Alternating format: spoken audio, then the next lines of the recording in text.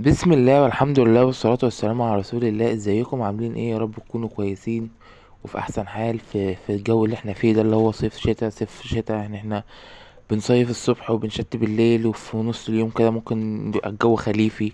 فاحنا الحمد لله احنا لسه عايشين وبخير. النهارده بقى حبيت اعمل معاكم بسكوت اسباني او فرنسي غالبا، اللي هو بسكوت البيمبو، بطريقة جميلة وسهلة واقتصادية وسريعة في نفس الوقت. تمام. معايا 4 معالق من السكر. معايا كوباية من سوري معلش 4 معالق من السكر، كوباية من السمنة على زيت، أو كوباية من السمنة، أو كوباية من الزبدة، أو كوباية من الزيت، على حسب اختياركم. أفضل أضرب فيهم لحد ما لونهم يبيض. دي أهم خطوة معانا عشان خاطر تبقى البسكوتة معانا ناعمة. السمنة والسكر يعني يدوبوا مع بعض ويندمجوا مع بعض كده، يكونوا زي الفل. عليهم معلقة كبيرة من النشا، معلقتين من النشا. انا عندي انا سباتيول خدت منه واحده، بس هي ما يعادل 2 معلقه كبيره نشا. طب، تمام. صلى على النبي، لسه مصلاش على النبي. واذكروا الله الا بذكر الله تطمئن القلوب، لا اله الا الله محمد عبد الله ورسوله. عايزين تضربوا بالمضرب الكهربائي هيبقى اسهل عليكم كتير، بس انا كنت حابب الفرهده بصراحه. كنت فاضي وكنت محتاج ان انا اتفرهد. تمام. معايا 3 حبات من البيض، عليهم فانيليا. كيس لكل بيضة، كيس فانيليا او نقطتين من السايبة اللي هي السايلة. تمام. هفضل اضرب فيها برضو بيضة بيضة بيضة بيضة عشان خاطر القوام معانا ما يفصلش، وفي نفس الوقت يفوم البيض. تمام، لان احنا لو نزلنا بال3 بيضات مع بعضيهم البيض هيفصل مع المادة السائلة، مع اللي هي الخليط اللي احنا اللي في الطبق هيفصل. تمام.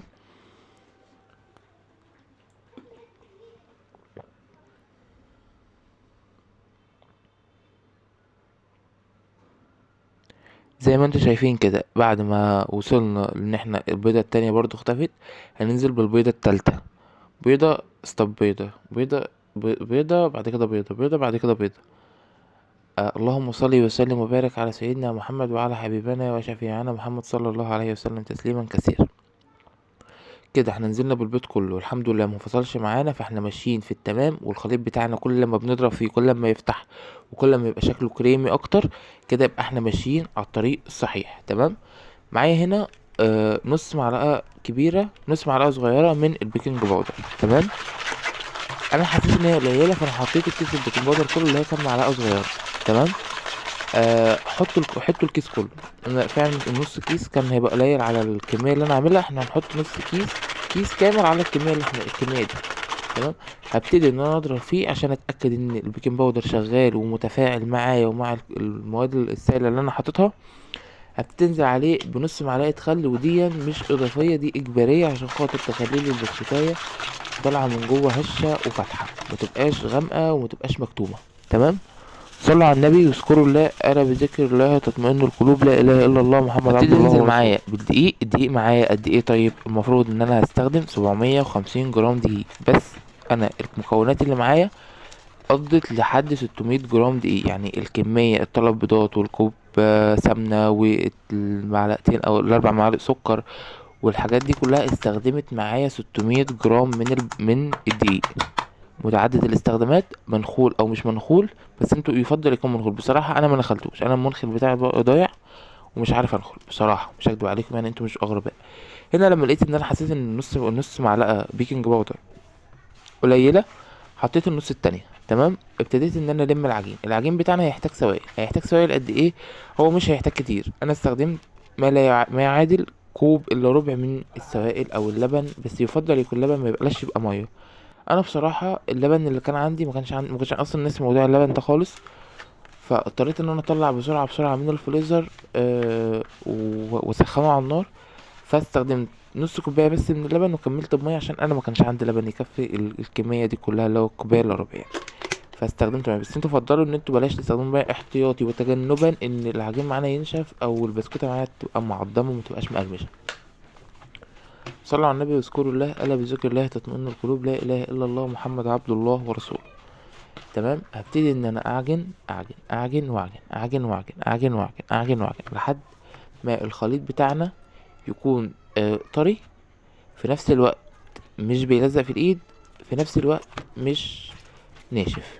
تمام. يعني احنا عايزين عجينة طرية متفتحة، تكون هادية، تكون بسيطة، تكون ناعمة، تكون جميلة. دي اهم حاجة في الخطوة في العجين بتاعنا. لو العجين بتاعنا مظبوط وعاملين صح وماشيين على الريسبي دي صح وماشيين بالخطوات اللي انا قلت لكم عليها دي من اول تركايتي او تكنيك ال- النشا مع البيض والسكر والسمنة لحد تركاية الخل، لحد العجين، لحد كل حاجة، احنا هناخد بسكوتة يعني ناعمة ودايبة ومتماسكة وممتازة. تمام.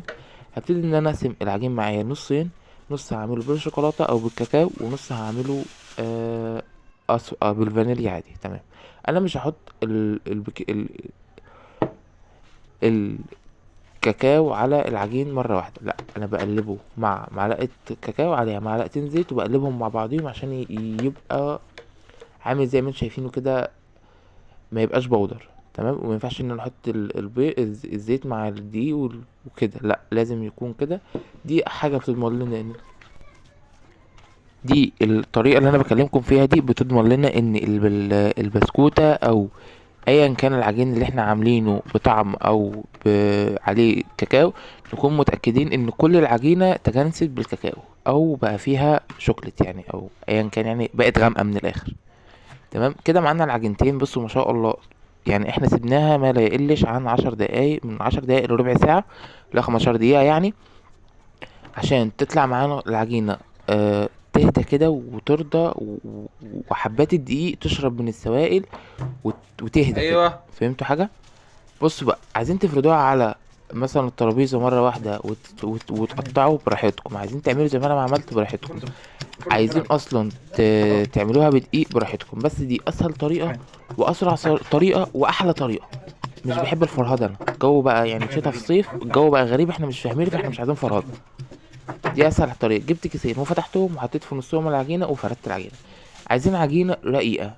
ليه؟ لان احنا هنحتاج بسكوتين يعني، طبقة بسكوت وشوكولاتة وبسكوت وهنغطيها بالشوكولاتة، فانا مش عايز البسكوتات تبقى كحكة، لا، انا عايز بسكوتة كده تكون صغيرة رقيقة خفيفة هادية، تكون لازم بسكوتة رقيقة مش تخينة. تمام. صلوا على النبي، لسه مصلاش على النبي. واذكروا الله الا بذكر الله تطمئن القلوب، لا اله الا الله محمد عبد الله ورسوله. تمام. هحط هطلع هفرد واحط في الصاج وهدخل الفرن على طول. طب درجة حرارة كام؟ وقت قد ايه؟ لا، الوقت ودرجة الحرارة ده في البسكوت ده بالذات تكون على طريقكم انتوا.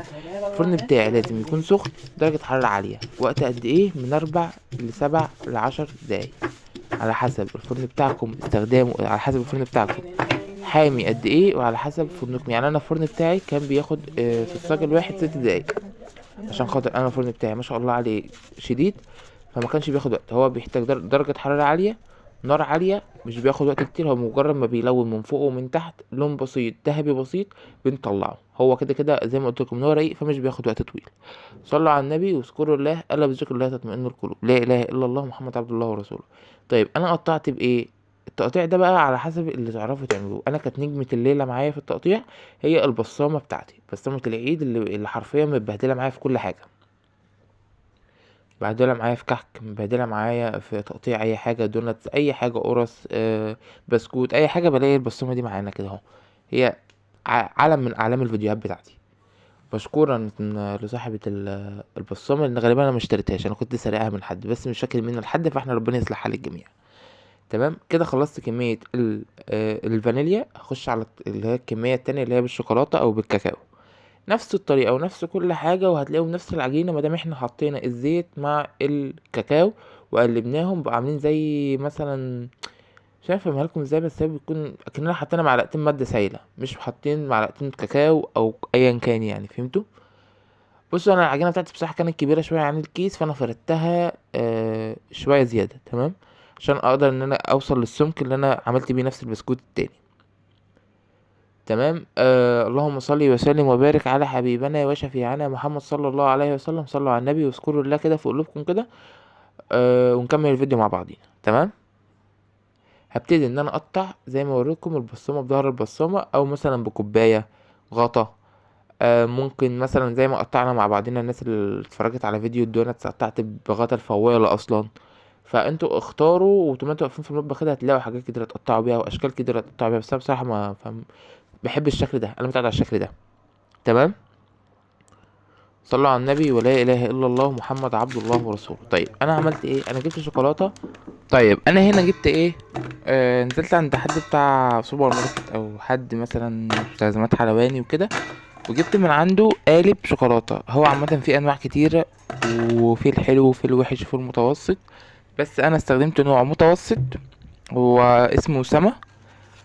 بصراحه هو كويس قوي في الشغل معايا، كان ممتاز، لون ما اتغيرش، طريقة كان مظبوط جدا في الشغل، ما تعبنيش خالص. بصراحة ممتاز. هو غالبا كان ب35 جنيه، بس كان حاجة حلوة قوي، حتى انتوا هتشوفوه في الشغل الجاي ممتاز. تمام. هنا البسكوت بتاعنا كان خلص، وهنا كنت بوريكم ان هو اللهم بارك جميل ولذيذ وطعم وطري والناعم، وسكر سكر سكر سكر، عسل عسل عسل. تمام. دي شوكولاتة سما اللي انا استخدمتها، بجد كانت جميلة قوي، واتمنى ان انتوا كلكم تجربوها. تمام. طيب انا هعمل ايه؟ البسكوت طبعا بتاعي برد. تمام. الحاجه اللي انا هحط فيها لازم تكون دخلت الفريزر ما لا يقلش عن ساعه او ساعه ونص. طيب ليه؟ علشان خاطر لما تخش الفريزر وهنيجي نحط وتطلع تبقى بارده ساقعه، وهنطلع نحط عليها البسكوتايه، ما الشوكولاته اللي على البسكوتايه ما تسحش وتنزل في قلب الطبق. لا، لما بتكون البتاعه ساقعه شويه، البلاستيكايه او الطبق او ايا كان اللي احنا حاطين فيه، بتطلع رطوبة على الشوكولاتة، فبتخليها تمسك. وكمان شوكولاتة سما بتتميز ان هي بتتمسك بسرعة، بتتمسك بسرعة لما بيكون في برودة، وبتتسيح بسرعة لما بيكون في درجة حرارة. دي حاجة كويسة جدا على فكرة. بص بقى، هبتدي ان انا جبت سكينتين، او مثلا لو في 2 عود شيش طاووق هيبقى احلى بكتير، بس انا حبيت سكاكين عشان اعرف اسهلها عليكم وعليا التزيين. بس هو عامه بصراحه انا ما عنديش شيش طاووق، مش هنقعد نلف وندور على بعض، ما عنديش اللي هي العصيان بتاعت الشيش طاووق دي، فانا ايه، اخترعت موضوع السكاكين ده. هو غلبني شويه بس تمام، شغال حلو، بس طبعا كانت هتبقى اسهل بعدين الشيش طاووق، بس تمام ماشي. زي ما انتم شايفين كده، ظبطت السكالانس واحطها. زي ما قلت لكم، لو الشوكولاته الطبق اللي انا بحط فيه مش هتعمل، مش هتلاقي الشوكولاته نزلت من على البسكوته. هنا استخدمت البسكوت اللي هو اللي بالشوكولاته، واستخدمت البسكوت اللي هو الابيض، اللي هو الابيض، واللي استخدمت الاتنين مع بعض. بصراحه الاتنين ممتازين، وامشوا على الريسبي هتظبطوا الدنيا معاكم.